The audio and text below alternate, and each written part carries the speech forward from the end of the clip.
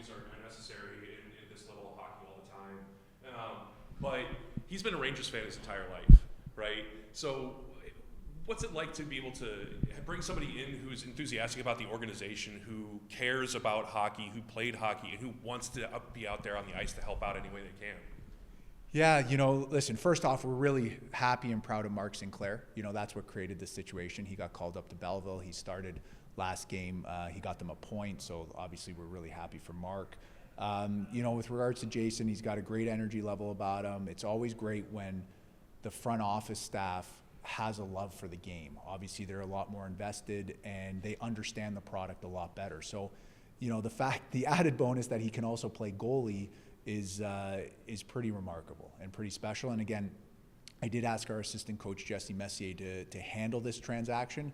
How he got him away from his day job with us for practice today, I'm not really entirely sure. But again, I think we got to thank Greg and Larry and Jeff for, again, letting him, be a part of what we're doing down here. Yeah, and so I was talking to Eddie as team captain. Jason had said that everybody made him feel welcome, made him feel like he was, supposed to be here, right? And I asked Eddie why that was important as team captain to establish that sort of relationship where the locker room is welcoming and a positive place. What's it like to hear that from your team captain? It's really nice. It's really nice, when we were building this hockey team and still continue to add pieces here and there, we're always looking for good humans first and foremost. So it's something that we take a lot of pride in. We think that, when you do good things and when you're a good person, good things happen to you. That's one of sort of our core philosophies. That comes from our owner, Jim Hallett. So, to hear that is, again, it feels really good as the head coach and GM. Tomorrow's Teacher Appreciation Night, we were asking a couple of the guys, who your most influential teacher is. And you can feel free to answer that if you'd like. But I want to go back to what you said earlier, good humans. We want to bring good humans in.